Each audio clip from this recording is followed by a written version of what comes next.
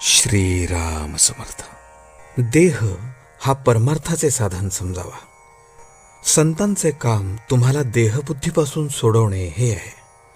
तुम्हाला मुलगा देणे, तुमचे दुखणे बरे करणे म्हणजे विषय देणे हे नव्हे. जो जो परमार्थाला लागावे तो तो देहबुद्धी तिथून ओढण्याचा जास्त जास्त प्रयत्न करते. विद्येची बुद्धी ही देहबुद्धीला धरू नये, ती मारून आपण शुद्ध केली पाहिजे. याकरता भगवंताच्या स्मरणासारखा दुसरा उपाय नाही.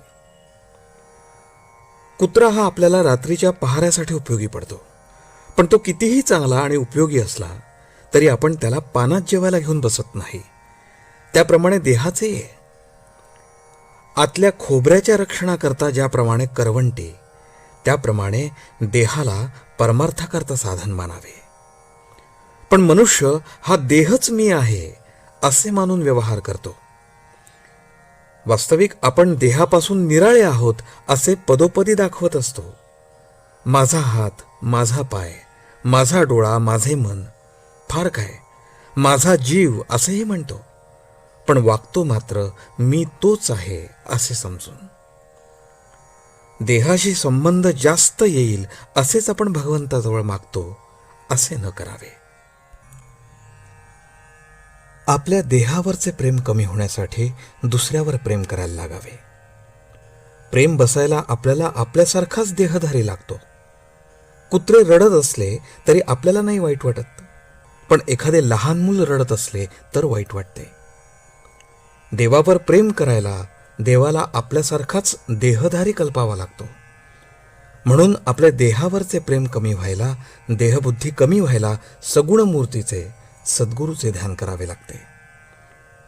ते जसजसे दृढ होत जाईल तसतसे आपण स्वतःला विसरून जातो आणि आपण देहाच्या पलीकडे गेलो म्हणजे सद्गुरूचे खरे स्वरूप हे देहातीत आहे असे प्रत्ययाला येते. देहबुद्धी नष्ट होईल तसतशी सद्गुरूची खरी ओळख होईल. ज्याने देहाभिमान नष्ट केला त्याचा मोठा ज्ञानी सुद्धा हेवा करतो. मी देह म्हणावे या पलीकडे दुसरे अज्ञान कोणतेही नाही. मी भगवंताचा असून देहाचा म्हणणे यासारखे दुसरे खोटे नाही. प्रपंचात संकटे येतात तरी पण तो सोडावासा वाटत नाही, याहून भगवंताची माया ती कोणती. अतिसहवासामुळे देहाचे ममत्व सुटत नाही. परमात्म्याचा सहवास, उदाहरणार्थ देवाला जाण्याचा व जप करण्याचा नेम केला म्हणजे देहाचे ममत्व थोडे थोडे कमी होते. देहाच्या सहवासाने आपण देहाचे होतो, नामाच्या सहवासाने आपण परमात्म्याचे हो.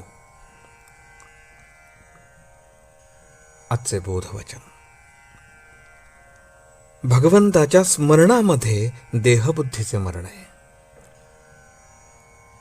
जानकी जीवन स्मरण. जय जय राम.